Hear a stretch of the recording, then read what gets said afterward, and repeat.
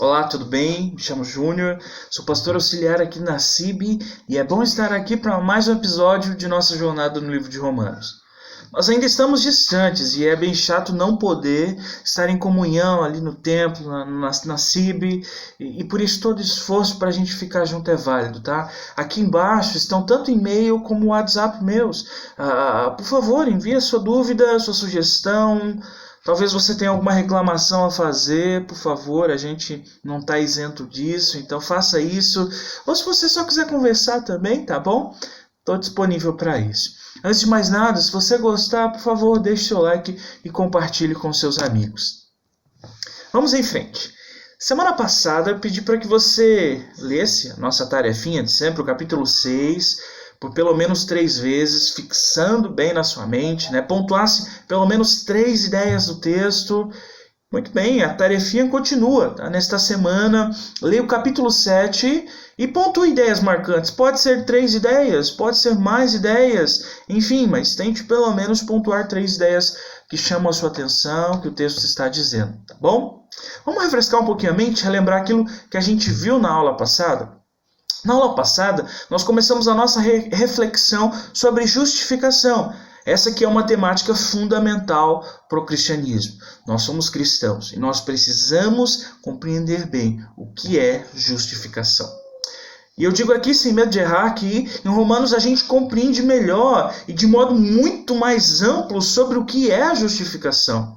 E nós sabemos que ela é a solução para o grande problema da humanidade.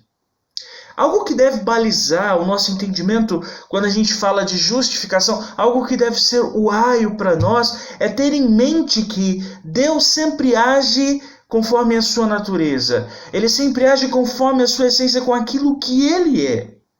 Nós sabemos que Deus é justo, tá bom? A gente não precisa ter uma compreensão ampla acerca da palavra para saber que Deus é justo. Por isso, quando falamos sobre justificação, nós estamos falando sobre a justiça do nosso Deus. Nós vimos na aula passada que a justiça do nosso Deus é fruto da sua promessa. Nós vimos também que a justiça de Deus é mediante a fé. A justiça de Deus é algo que nos vem de graça, mas não que não teve nenhum custo, né? Cristo pagou. O mérito da justiça de Deus sobre nós é de Cristo. E a gente viu também que a justiça de Deus é etnicamente universal. Aquilo que a Bíblia diz que a salvação é para todos, né? Toda tribo, todo povo, toda raça, toda língua, enfim, aonde estiver gente no globo espalhado pela face da terra, essa pessoa, ao ouvir a mensagem de salvação, ao receber com fé, ela é justificada por Deus através de Cristo Jesus, né? Então, a justiça de Deus chega sobre aquela vida.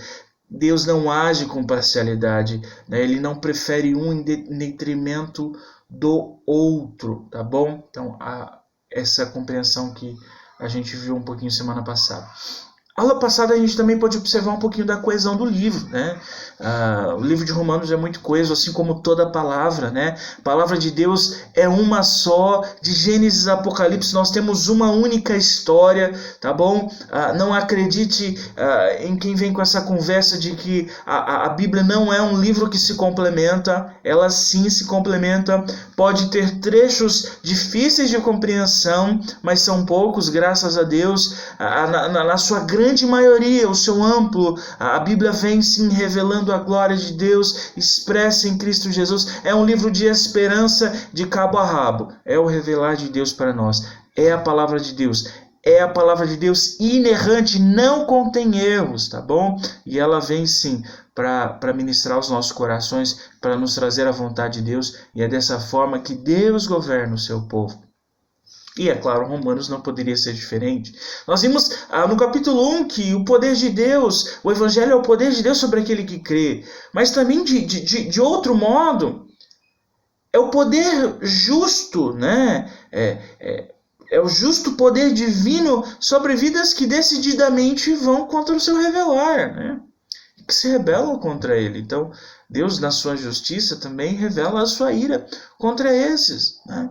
E a gente observa que a justiça de Deus sempre foi o meio pelo qual ele pune pecadores e impenitentes, rebeldes e submissos, mas também é o meio em que ele agracia e abençoa pecadores arrependidos. Olhar para a vida de homens do passado na Bíblia nos dá uma percepção clara disso. Deus sempre se comprometeu incondicionalmente com aqueles que confiaram as suas vidas a Ele. Um exemplo que nós vimos na aula passada que Paulo nos trouxe foi o de Abraão.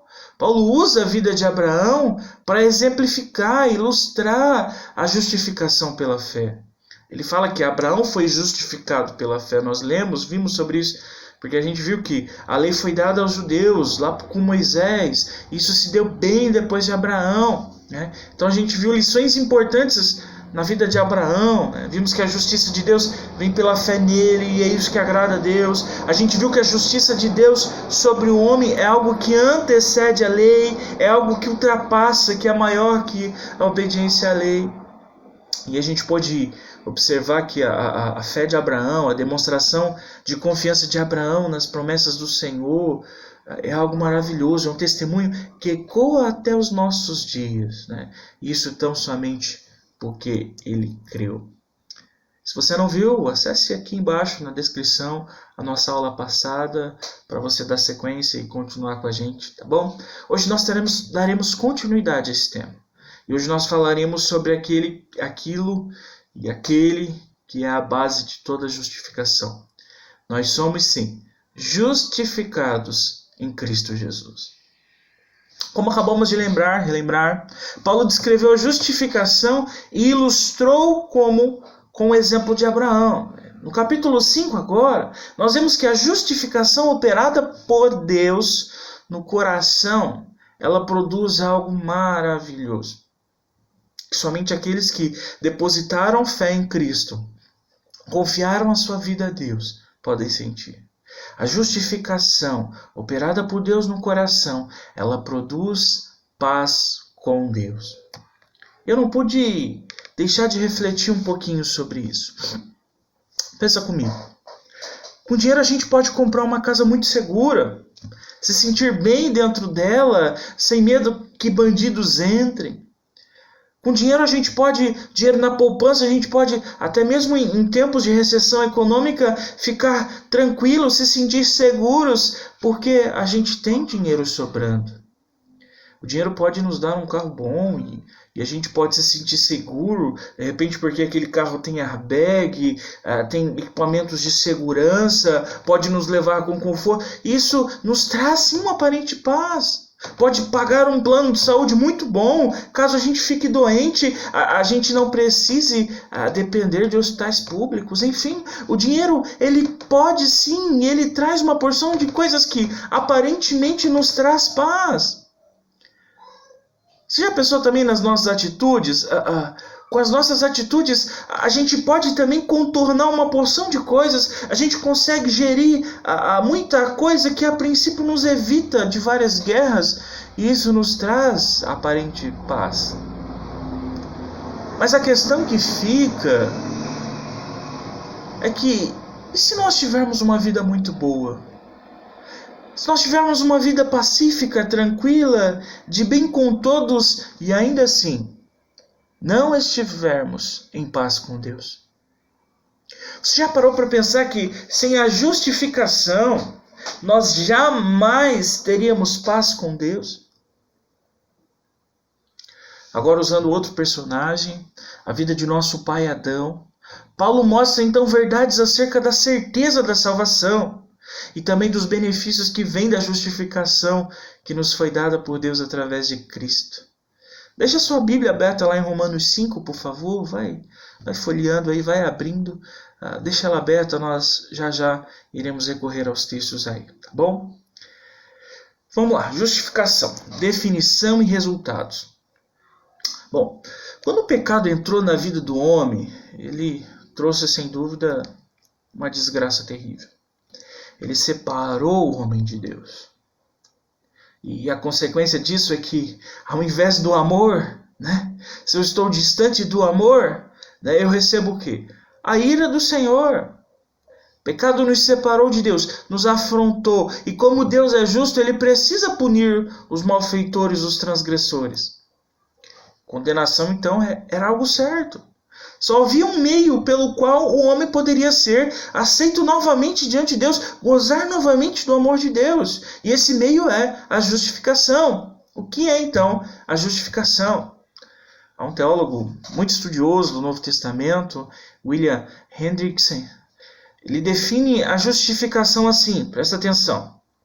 Justificação é declarar justo, gracioso ato de Deus, por meio do qual, sobre a base unicamente da obra de mediação efetuada por Cristo, ele declara justo o pecador, e este aceita o benefício com um coração crente, com fé.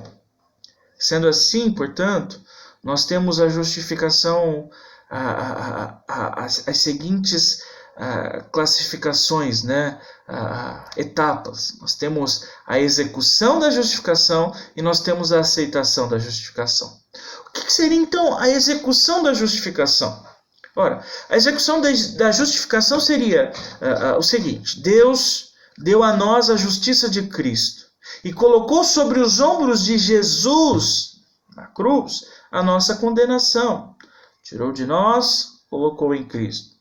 Olha só o que Romanos 8:1 vai nos dizer. Agora, pois, já não existe nenhuma condenação para os que estão em Cristo Jesus. É pouco ou você quer mais? É mais ou menos assim. Quando Deus nos vê, antes de qualquer ato injusto da nossa parte, que eu sei que você e eu comete, ele vê primeiro a justiça do seu Filho. E por amor a Cristo, e em respeito ao seu precioso sangue vertido na cruz, ele não nos condena. Não é maravilhoso isso, meus irmãos?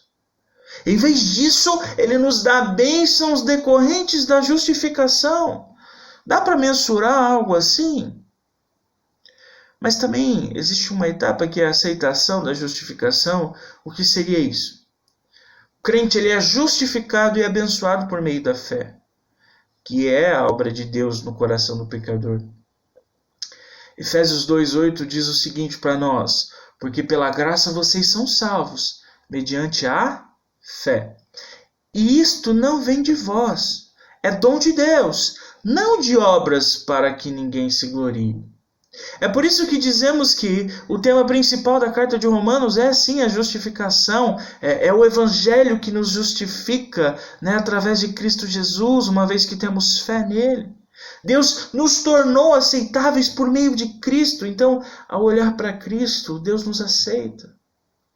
É Ele que, pela ação do Espírito Santo, leva o pecador a aceitar humildemente o sacrifício de Jesus no seu lugar. Mas entrando aqui no capítulo 5, nós temos então alguns resultados preciosos que essa justificação traz em benefício daquele que é justificado. Vamos então no capítulo 5, deixa a sua Bíblia aberta aí. A gente teve uma compreensão, né? Que com a justificação nós nos tornamos então livres da condenação eterna. Como resultado da justificação, nós recebemos benefícios. Aquilo que Romanos 5 vai tratar aqui nesses, acho que 11 primeiros versos, está relacionado com aquilo que João nos diz na sua primeira epístola, capítulo 4, verso 18, que diz o seguinte: no amor não existe medo, pelo contrário, o perfeito amor lança fora o medo, porque o medo envolve castigo, e quem teme não é aperfeiçoado no amor. Por causa do amor que Deus revelou a nós, nós não precisamos temê-lo. No sentido do medo, é claro, porque nós tememos a Deus porque o respeitamos, porque o queremos bem. Que na verdade a justificação removeu de nós a ira de Deus. Por isso, diante do Senhor, para o crente, não é um lugar de temores, de medo, mas é um lugar de alegria, é um lugar de exultação, de regozijo. Vamos lá então. Primeiro benefício que a justificação nos trouxe. Verso 1 do capítulo 5. Justificados, pois, mediante a fé, temos paz com Deus, por meio de nosso Senhor Jesus Cristo, Primeiro benefício é a paz com Deus. Pelo sangue de Cristo, a paz com Deus foi restabelecida. No Éden isso foi rompido. Agora por Cristo isso é restabelecido. É a remoção da ira de Deus contra nós. Nós temos paz agora porque nós sabemos que os nossos pecados foram perdoados. Fomos justificados. Nós temos paz porque os pecados do presente não têm mais poder sobre nós. Nós não somos mais escravizados. Não somos mais escravos da carne. Isso é a santificação presente em nossas vidas e que nos levará para algo maravilhoso, porque temos paz, porque no futuro sabemos que nada nos separará do amor de Deus, e será a completa glorificação de nossas vidas. O benefício primário da justificação é ter paz com Deus. Mas não somente é isso. Porque a justificação ela nos dá também acesso a Deus. Olha só o verso 2. As pessoas acham que possuem acesso a Deus de qualquer modo, mas a Bíblia não diz isso.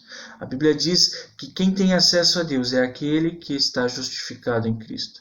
Olha o que o verso 2 nos diz. Pelo qual obtivemos também acesso, pela fé, a esta graça, na qual estamos firmes, e nos gloriamos na esperança da glória de Deus. Por meio do sacrifício de Jesus, meus irmãos, nós adquirimos acesso à presença do Pai, mas não é qualquer acesso.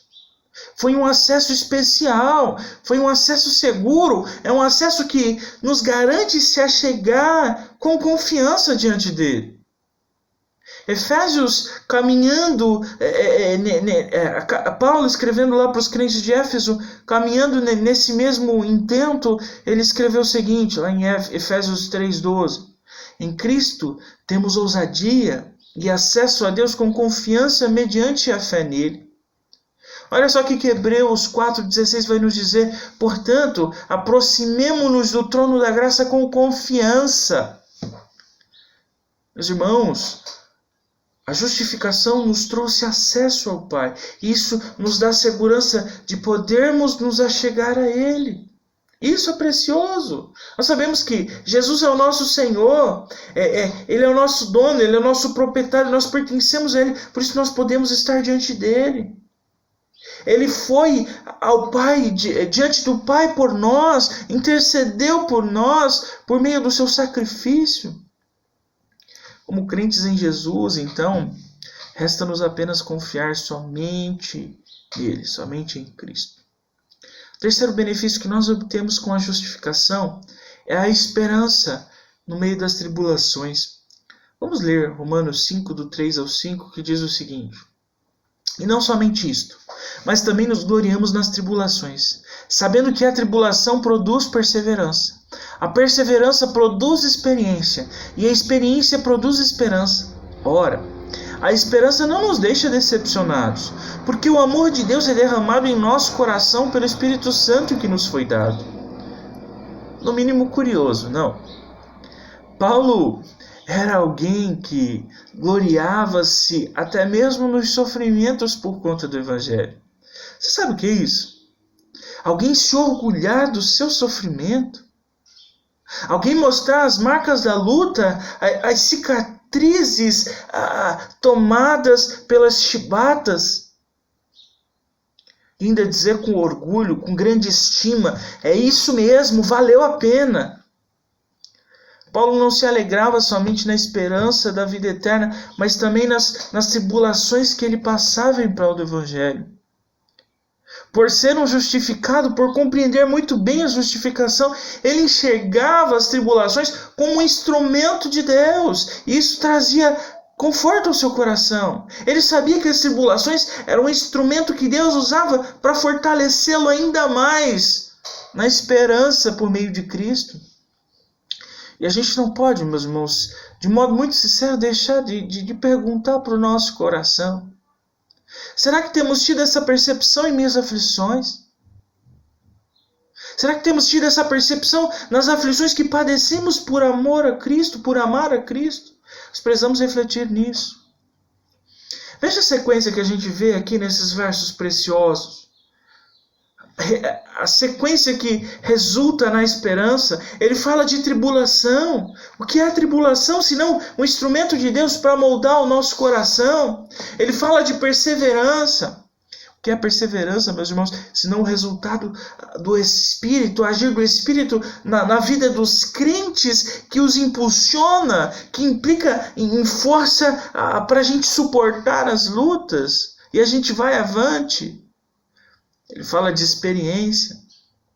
Antes de nós sermos aprovados, nós temos de ser provados. A tribulação na vida do crente trabalha o seu caráter, faz com que ele seja conforme Cristo. O caráter provado e aprovado produz então aquilo que a gente tem no meio da tribulação, porque somos justificados, que é a esperança. Não é um mero sentimento, é o sentimento. Significa esperança da vida eterna. É aquilo que o próprio trecho nos diz: não nos deixa confuso, não nos desaponta, pois o amor de Deus é derramado em nosso coração pelo Espírito Santo. Meus irmãos, quando enfrentamos provas, nós somos fortalecidos pelo amor de Deus que foi derramado em nosso coração. Há uma quarta benesse que a justificação traz sobre a vida dos justificados, que é a certeza do amor de Deus. Olha só, versos 6 até o 8. Porque Cristo, quando nós ainda éramos fracos, morreu ao seu tempo pelos ímpios. Dificilmente alguém morreria por um justo, embora por uma pessoa boa alguém talvez tenha coragem para morrer. Mas Deus prova o seu amor próprio, para conosco, pelo fato de Cristo ter morrido por nós quando ainda éramos pecadores. Existe um consenso popular ao dizer que quando se perde o dinheiro, a fama, o prestígio, se perde também amigos, amores, benesses. Você já pensou que quando fomos achados por Cristo, e é isso, porque quem estava perdido éramos nós, não era o Senhor, então nós fomos achados, nós não tínhamos nada em mãos para oferecer a Cristo, para oferecer a Deus. Olha, Deus, como eu sou bonzinho, estou te dando isso. Meus irmãos, o amor humano ele está pautado na troca, na reciprocidade. Nós clamamos por isso, esperamos por isso, torcemos por isso. Mas e Deus? Quando Deus demonstrou o seu amor, nós ainda éramos fracos, ímpios, pecadores. Cristo não tinha nenhum incentivo para vir encarar tudo o que ele encarou. Cristo foi movido tão somente por seu amor ao Pai. E pelo amor do Pai, meus irmãos, o amor do Pai por ímpios, pecadores, seres indignos como eu e você, foi a causa de Cristo Jesus ter ido para a cruz pagar o preço que era nosso. É por isso que podemos confiar que Ele nunca nos deixará. É por isso que o seu amor é uma certeza, é uma convicção.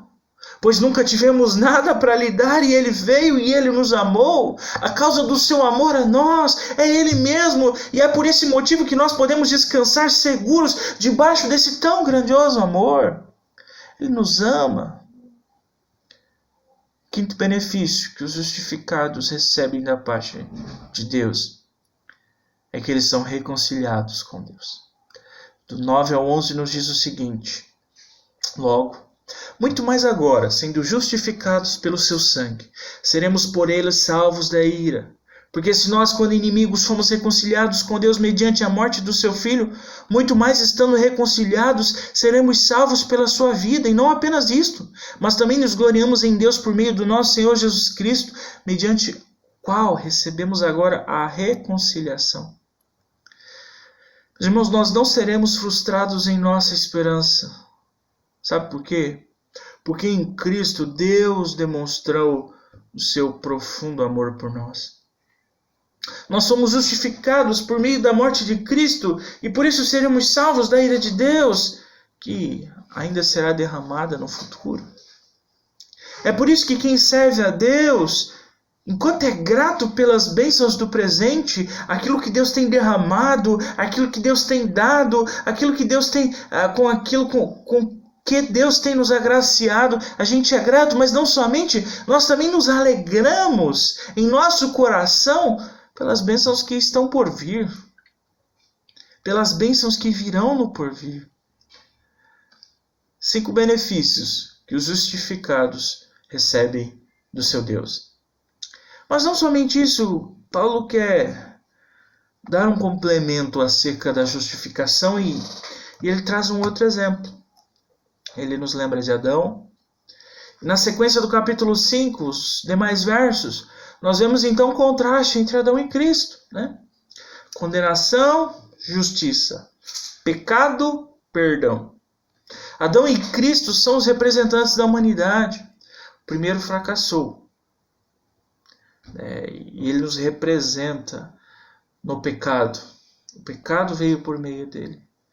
E por conta disso, para todo mundo, houve condenação. Mas o segundo nos representa aqueles que creram pela fé. O segundo representa os escolhidos de Deus, né? Que cumprem por meio dele toda a lei. O que o primeiro não conseguiu fazer, o segundo fez, e por isso o segundo pode salvar aqueles que confiam nele. E aqui do verso 12 a 14 ele vem nos trazer uma ideia de quem é Adão, de quem é Cristo. Diz o seguinte: portanto, assim como por um só homem entrou o pecado no mundo e pelo pecado veio a morte, assim também a morte passou toda a humanidade, porque todos pecaram. Porque antes de a lei ser dada, havia pecado no mundo, mas o pecado não é levado em conta quando não há lei. No entanto, a morte reinou desde Adão até Moisés, mesmo sobre aqueles que não pecaram, à semelhança da transgressão de Adão, o qual prefigurava aquele que havia de vir. É uma frase muito interessante de Lutero acerca disso, né? Lutero diz que diante de Deus só estão 2 homens, Jesus e Adão, e nos lombos desses toda a humanidade. Adão abriu a porta para o pecado e, em consequência, a morte. Dele nós herdamos o pecado e toda a miséria. Olha que interessante a percepção de Davi lá no Salmo 51, verso 5. Eu nasci na iniquidade, em pecado me concebeu minha mãe. Esse é o estado natural do homem que herda essa corrupção de Adão. Partindo disso, meus irmãos, não há o que se questionar, porque mesmo durante o período de Adão a Moisés, o pecado de fato foi levado em conta. Nós temos o pecado e nós temos inclusive a justiça de Deus sendo posta, sendo colocada, Sodoma e Gomorra, né? O dilúvio. Embora a lei dos sinais, com seus mandamentos expressos, claros, né, bonitos, ainda não tivessem sido revelada, já havia uma lei. Paulo está aqui pensando naquilo que ele discorreu para a gente no capítulo 2. A lei interna, a lei gravada no coração, que acusa, que condena, né, quem está no erro, que lembra do senso divinitalis, né, existe Deus, por isso a gente sabe o que é certo e o que é errado. Essa lei por si mesma já era capaz de gerar morte como castigo para quem transgredia ela, para quem pecava. Então, se havia lei, havia pecado. Se não houvesse lei, então não haveria pecado. É isso que ele está querendo nos dizer nesses versos. Deus sempre determinou os seus caminhos e orientou o homem a andar neles. Por isso sempre houve lei. E a quebra disso é o quê? Transgressão, pecado. E o pecado gera consequência. E a consequência do pecado é a morte. Morte espiritual no presente. Morte da morte no porvir. Mas lá no 15 até o 17 nós temos aqui Adão e Cristo sendo contrastados. Olha o que vai dizer para a gente. Mas o dom gratuito não é como a ofensa. Porque se muitos morreram pela ofensa de um só, muito mais a graça de Deus e o dom pela graça de um só homem, Jesus Cristo, foram abundantes sobre muitos. O dom, entretanto, não é como no caso em que somente um pecou, porque o julgamento derivou de uma só ofensa para a condenação, mas a graça deriva de muitas ofensas para a justificação. Se a morte reinou pela ofensa de um e por meio de um só, muito mais os que recebem a abundância da graça e o dom da justiça reinarão em vida por meio de um só, a saber, Jesus Cristo. Paulo mostra a influência de Cristo para o bem, e ele diz que essa influência de Cristo para o bem excede em muito a eficiência e a influência de Adão para o mal. E olha que eu e você sabemos que essa tendência de Adão em nós é algo forte, é algo poderoso. Hein? Porém, o dom gratuito que vem por meio de Cristo é muito mais eficaz que a transgressão, meus irmãos. E essa é uma verdade na vida daqueles que foram justificados. Se a transgressão de Adão foi tão eficiente a ponto de prejudicar toda a raça humana, o dom de Deus, ele superabundou naqueles a quem Deus justificou. Em Adão, por causa de um pecado, veio sobre todos a condenação. Em Cristo, porém, por sua obra de redenção, veio provisão para o perdão. O seu sacrifício foi suficiente e eficaz para todos os pecados cometidos pelos que pela graça soberana depositaram confiança nele. A condenação de Adão foi substituída pela justificação de Cristo. E aí do verso 18 ao 19, ele sai desse contraste e passa a compará-los, né? Portanto, assim como por uma só ofensa veio o juízo sobre todos os seres humanos para condenação, assim também, por um só ato de justiça, veio a graça sobre todos para a justificação que dá a vida. Porque como pela desobediência de um homem, muitos se tornaram pecadores, assim também, pela obediência de um só, muitos se tornarão justos. Paulo prossegue nessa comparação para nos ajudar, né? Isso é, em Adão, por meio de um só ato, nós temos transgressão. Em Cristo, por meio de um só ato, nós temos justiça. Em Adão, condenação. Em Cristo, justificação. Em Adão, temos desobediência que afetou a todos nós. Em Cristo, temos obediência que comprou a todos que reconhecem sua primeira descendência em arrependimento, confiam no segundo Adão. O trecho revela a intenção divina de evidenciar a lei. E quando a lei é evidenciada, nós vemos com mais clareza a pecaminosidade que está latente no ser humano. E isso também mostra para os homens que eles são incapazes de cumprir a lei. Somente um ato de graça de Deus poderia reverter tudo isso. Deus não é o responsável pela pecaminosidade humana. O que a palavra nos mostra é que a vontade de Deus em evidenciar a sua lei, mostrar com ênfase a sua lei, era aguçar a consciência humana quanto ao seu próprio pecado. Conheci a lei, então eu conheci agora o meu próprio pecado. Eu vi o quanto ele é mau, o quanto ele é vil. A lei ela age como lentes de aumento, como um zoom, e a gente vai chegando perto.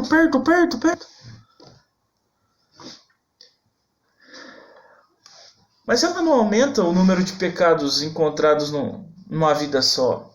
Ela só torna mais visível, ela só deixa explícita. A lei não aumenta o pecado, mas ela ressalta o quão pecadores somos.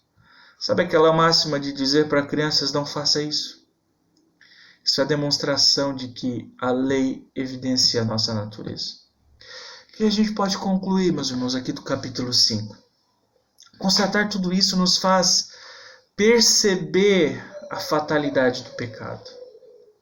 Naturalmente, por si mesmo, o ser humano não tem esperança. Guarda isso, meus irmãos. Por mais que façam propagandas maravilhosas expondo a força do ser humano, por mais que filosofias venham influenciar vidas a tal ponto delas pensarem que são sim salvadoras de si, nada disso terá valor no fim. A única saída é a graça divina.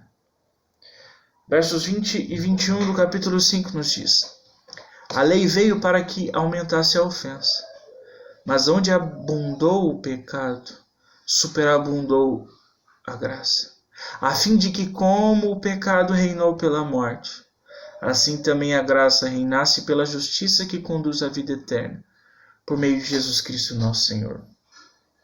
A graça nos mostra que onde abundou o pecado, superabundou a graça. Onde aumentou o pecado, aumentou muito mais ainda a graça. Se o pecado encheu a medida, a graça derramou, transbordou além da medida, se tornou muito mais excelente. Deus agiu a fim de que, assim como o pecado reinou sobre todos e os levou à morte. Agora a graça que nos declara justos diante de Deus nos leve à vida eterna por meio de Cristo. Reine sobre nós.